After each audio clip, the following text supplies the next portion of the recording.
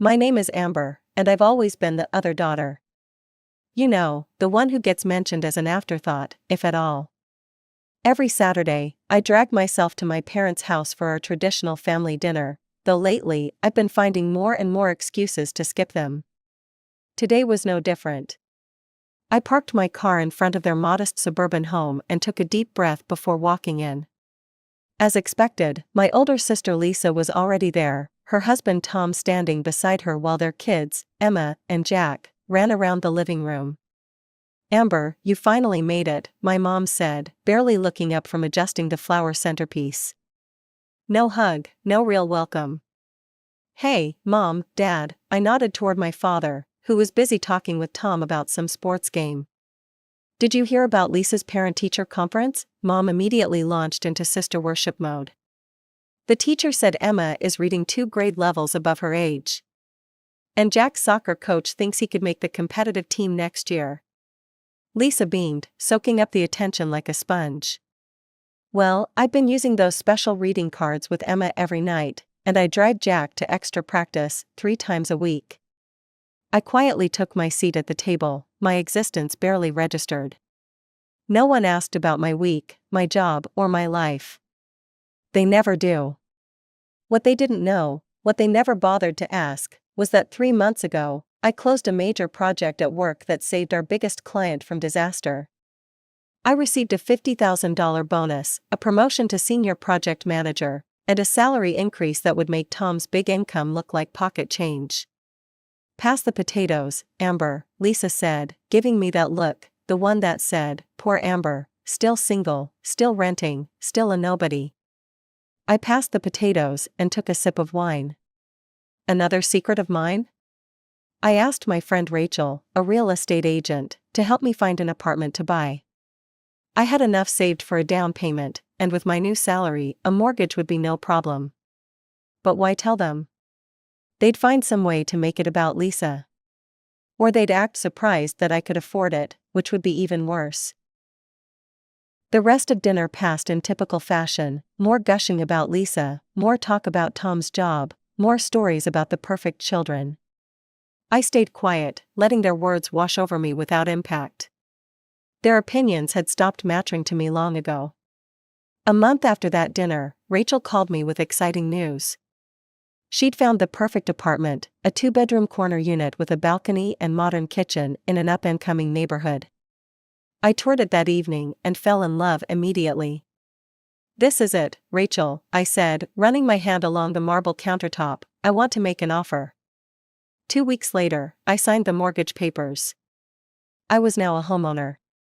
The feeling was indescribable: pride, accomplishment, freedom. I thought about telling my family, but decided to wait for the next Saturday dinner. It would be nice to have some good news to share for once. When Saturday rolled around, I drove to my parents' house, my news burning in my chest. But when I walked in, something was different. There was an unusual buzz of excitement in the air. Lisa's kids were bouncing around more than usual, and my parents were beaming. "What's going on?" I asked, hanging up my jacket. Mom and Dad exchanged gleeful looks. "We've made a decision," Dad announced. "We're all going on a family vacation to Hawaii. You can come, right?" I thought about it. I hadn't taken a vacation in 2 years, and my new position had just started. No major projects were on the horizon for a few weeks. "Yeah, I can make it work," I said. Mom's face instantly transformed into a smile. "Wonderful. The whole family together in Hawaii, it'll be perfect." Her reaction caught me off guard. She seemed genuinely happy that I was coming along. It was a nice change, and for a moment, I allowed myself to feel included. "We leave in 2 weeks, Dad explained. We've been planning this for a while, but wanted to make sure everyone could go before we told you." I sat down, my own news temporarily forgotten. A family vacation could be nice, I thought. Maybe things could be different away from our usual routines. Maybe they'd see me differently. Dinner proceeded with everyone talking about Hawaii, what to pack, places to visit, activities to try. For once, I wasn't completely ignored, though most questions directed at me were practical rather than personal. "Amber, do you have enough vacation days?" Dad asked. "Yes, I can take 2 weeks," I said. I decided to keep my apartment news for after the vacation. Let Hawaii be the focus for now. My new home would still be there when we got back. The following Saturday, I arrived at my parents' house for dinner, expecting more excited chatter about our upcoming Hawaii trip. Instead, I found Lisa sitting at the table looking miserable, her eyes puffy from crying. The kids were unusually quiet, coloring at the coffee table. "What happened?" I asked, setting down my purse. Mom and Dad exchanged worried glances. Lisa sniffled dramatically before answering.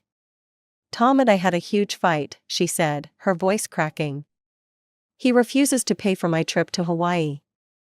He says I'm not so tired from sitting at home doing nothing and don't deserve a vacation."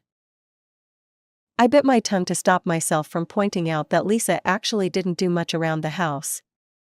Tom had hired a maid last year because Lisa claimed housework gave her migraines. "So you're not coming to Hawaii?" I asked Lisa. She shook her head sadly, "Not unless Tom changes his mind, which he won't. He's being so stubborn." "It's okay," Dad patted Mom's hand. "We'll plan another family trip later in the year. This won't be our only chance." The rest of the dinner was somber, with everyone consoling Lisa about her controlling husband. I kept quiet, feeling a strange mix of sympathy and irritation. On one hand, Tom shouldn't unilaterally decide how family money gets spent. On the other hand, I knew Lisa well enough to guess there was more to this story. Over the next week, I took care of my vacation preparations. I requested 2 weeks off work, which my boss approved immediately, grateful for my recent project success. I packed my suitcase, made arrangements for my mail, and mentally prepared for 10 days with my parents, without Lisa as a buffer. The day before our departure, Mom called to confirm our plans. "We've booked 2 rooms," she said. "One for your father and me, and a single for you. We got standard rooms, nothing fancy, but they'll be comfortable." "Sounds perfect," I said, secretly relieved we weren't sharing a room. "I'll meet you at the airport tomorrow morning." After hanging up, I looked around my nearly empty old apartment. Most of my things were already moved to my new place, but I'd kept enough here to maintain appearances until after the vacation. I still hadn't told my family about buying an apartment. I'd decided to surprise them after we returned from Hawaii. The next morning, I met my parents at the airport. We checked in, boarded the flight, and 5 hours later, we were landing in Honolulu. The air was warm and fragrant when we stepped off the plane, and despite my reservations about spending so much time with my parents, I felt a wave of excitement. Our hotel was about 20 minutes from the airport, a mid-range place with a decent-sized pool and beach access. During check-in, I chatted with the receptionist, a friendly woman named Kai. "We're fully booked for the standard rooms," she told me. "Very lucky you made reservations when you did. We only have our luxury penthouses available now, and those are quite a bit more expensive." I nodded, taking the keycard she handed me. "Thanks for the information." My room was simple but clean, with a queen bed, small balcony, and a bathroom with a shower. After unpacking, I changed into shorts and a t-shirt and met my parents by the pool for a drink. We spent that day and the next exploring the hotel grounds, swimming in the ocean, and adjusting to the time difference. It was actually pleasant. My parents were more relaxed here, less focused on comparing me to Lisa, and I found myself enjoying their company more than I had in years. But on our 3rd day in Hawaii, everything changed. I was applying sunscreen in my room, preparing for a morning at the beach, when there was a loud knock on my door. When I opened it, I found my parents standing there with worried expressions. Behind them stood Lisa, looking frazzled, with Emma and Jack clutching her hands. "Lisa," I said, stunned, "what are you doing here?" Lisa collapsed dramatically onto my bed. "Tom and I had another huge fight. I couldn't stay in that house another minute. So I took some money from his wallet and bought tickets for me and the kids." "You stole money from Tom?" I asked, unable to hide my shock. Lisa glared at me. It's our money, even if he controls it all. I deserved this vacation, and so did the kids. Mom nodded supportively. Of course you did, sweetheart. But where are you staying? I asked, looking at their luggage. Did you book a room? Lisa and my parents exchanged glances. That's the problem, Lisa said, her voice suddenly small. I had enough for the flights, but not for a hotel room. I thought maybe. The realization of what was happening hit me like a bucket of cold water. I remembered what Kai had told me at check-in. All the standard rooms are booked. There's nothing available except the expensive penthouses. Exactly, Dad said, now looking directly at me with an intensity that made me uncomfortable. The room fell silent, everyone was staring at me with expectant expressions. Finally, Mom broke the silence. Amber, you need to pack your things. What? I asked, certain I'd misheard. Pack your things, she repeated firmly, Lisa and the children need your room. I looked at their faces, Mom's determined, Dad's expectant, Lisa's entitled, and felt a surge of anger. Where exactly am I supposed to go? I asked, crossing my arms. Dad shrugged. You could find another hotel, or fly home early if you can't find anything. Lisa deserves this vacation more than you do, Mom added, as if that settled everything. She's been through so much with Tom. I stared at them in disbelief. Are you serious right now? You want me to give up my room, that I've already paid for and am currently staying in, so Lisa can have it? After she stole money and showed up unannounced? That's enough, Mom's voice was sharp, this isn't up for discussion. And then, to my absolute shock, she walked over to my closet, grabbed my suitcase, and began throwing my clothes into it. Mom, stop it, I yelled, moving to take the suitcase from her. But she ignored me, continuing to toss my belongings haphazardly into the bag. When it was full, she zipped it shut and placed it in the hallway outside my room. There, she said, now Lisa and the children can settle in. I stood frozen, unable to process what was happening. Lisa was already directing the kids to put their backpacks on the bed, my bed. Dad was moving my toiletries from the bathroom counter into a plastic bag. I could have fought back. I could have called the front desk and had them removed, since the room was in my name. I could have created a scene that would have been talked about by hotel staff for years to come. But in that moment, looking at these people who were supposed to be my family, I felt something inside me break and then reform into something harder, clearer. Without a word, I picked up my purse, turned, and walked out, leaving my suitcase in the hallway. Behind me, I could hear my parents and Lisa already discussing sleeping arrangements. My first instinct had been to book the next flight home, but as I approached the front desk, a better idea formed in my mind. I suddenly remembered the luxurious penthouses Kai had mentioned. Kai looked up as I approached, her friendly smile faltering when she saw my expression. Ms. Wilson, is everything all right? She asked. Not really, I said honestly, but I'm about to fix that. You mentioned you have penthouses available? Her eyes widened slightly. Yes, we do, but they're significantly more expensive than standard rooms.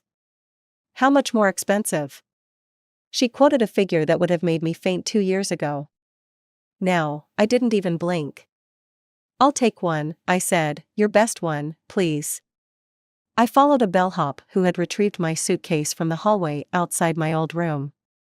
We took a private elevator to the top floor, and when he opened the door to my new accommodations, I couldn't help but gasp. The penthouse was stunning, spacious, elegantly decorated, with floor-to-ceiling windows offering a panoramic view of the ocean. The living area flowed into a dining space and fully equipped kitchen. Beyond that was a massive bedroom with the biggest bed I'd ever seen. I opened a complimentary bottle of champagne, poured myself a glass, and stepped out onto the terrace. The sun was setting over the ocean, painting the sky in brilliant oranges and pinks. Leaning against the railing, I toasted to myself. To knowing your worth, I said aloud, then took a long sip. That night, I slept better than I had in years, sprawled across a king-size bed with sheets that felt like clouds. In the morning, I woke to a gentle knock, room service, delivering a complimentary breakfast. After eating on my terrace, I decided to head down to the beach. As I crossed the lobby, I spotted my parents and Lisa with the kids near the entrance. They were heading out, presumably to find a cheap restaurant for breakfast since the hotel's was too expensive. Lisa spotted me first. "Amber, there you are," she waved, as if we were just ordinary family members running into each other on vacation. I approached them slowly, keeping my expression neutral. "So," my mom said with a smug smile, "where did you end up sleeping last night? Did you find another hotel?" Dad at least had the decency to look slightly uncomfortable. Before I could answer, Kai appeared beside me. "Ms. Wilson, I wanted to confirm your cabana reservation for this afternoon. As our VIP guest, we've reserved the best location on the beach for you." My family's expression shifted from smug to confused. "VIP guest?" my mom repeated. Kai smiled brightly. "Yes, Ms. Wilson is staying in our premier penthouse suite. As such, she has access to all our exclusive amenities, including private dining in our gourmet restaurant." "Would your family be joining you for lunch today, Ms. Wilson?" The looks on their faces were priceless. Lisa's jaw actually dropped. Mom's eyes bulged. Dad looked like he'd swallowed something sour. "No," I said calmly, "they won't be joining me."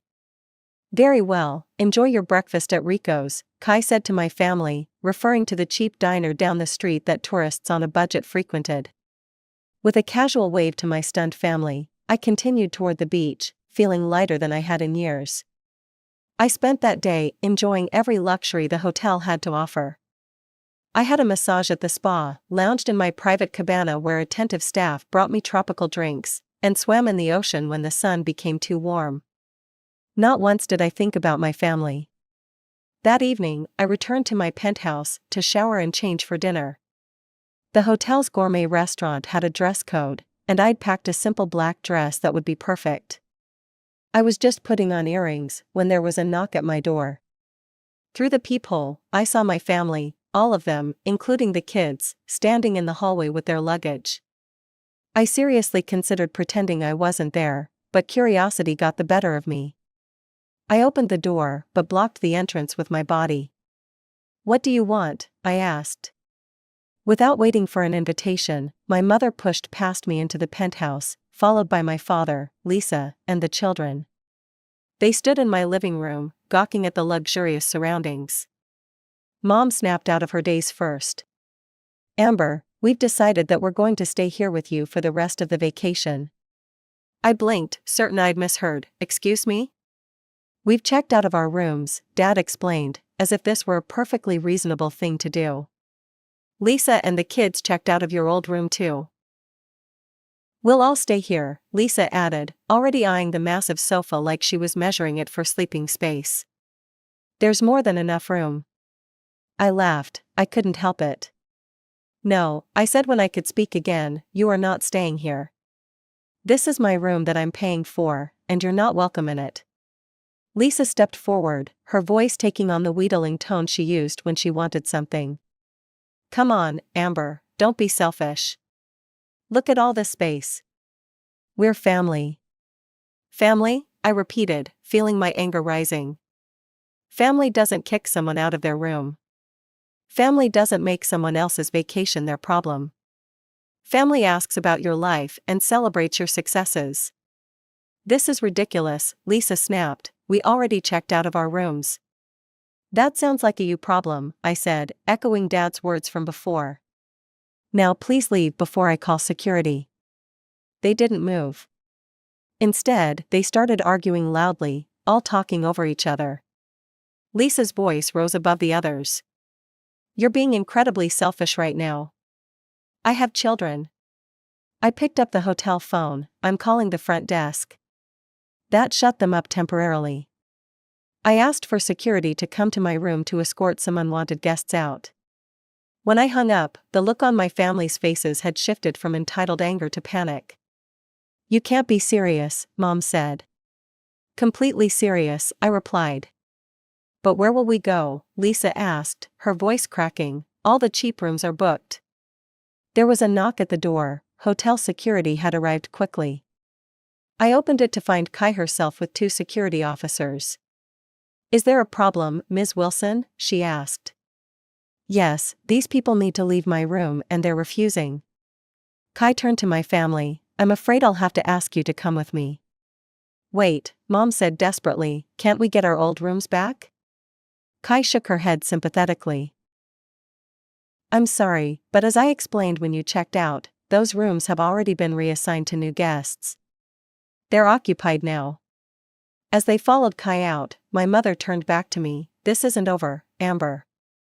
I closed the door behind them without responding and walked out to my terrace. My phone buzzed with text messages from my mother. "We're at the Palm Budget Motel. One room for all 5 of us. The bathroom smells like mold. I hope you're happy." And from Lisa. "The kids are crying because their beds are dirty. How can you do this to them?" I turned off my phone and set it aside. Their attempts to manipulate me might have worked once, but not anymore. I was only responsible for myself, and for the first time in my life, I was putting myself first. The rest of my Hawaiian vacation was blissful. I deliberately kept my phone turned off most of the time, only checking it once a day to make sure there wasn't an actual emergency.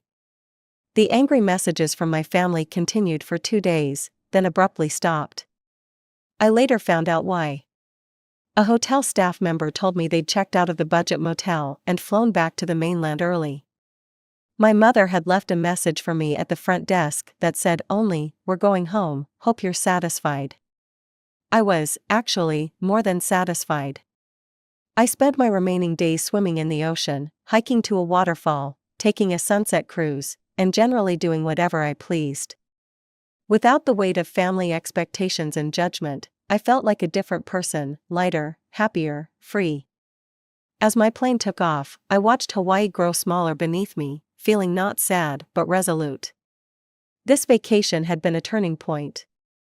There was no going back to the way things were before. When I landed, I took a taxi directly to my new apartment. It was still sparsely furnished, but it was mine. I walked from room to room, making mental notes of what I still needed to buy. Tomorrow, I'd go shopping for a proper dining table, maybe some artwork for the walls. I had time to make this place truly mine. 2 weeks after returning from Hawaii, I was settled into my new apartment and back at work. I'd thrown myself into a new project, using the confidence I'd gained from standing up to my family to speak up more in meetings and take on additional responsibilities.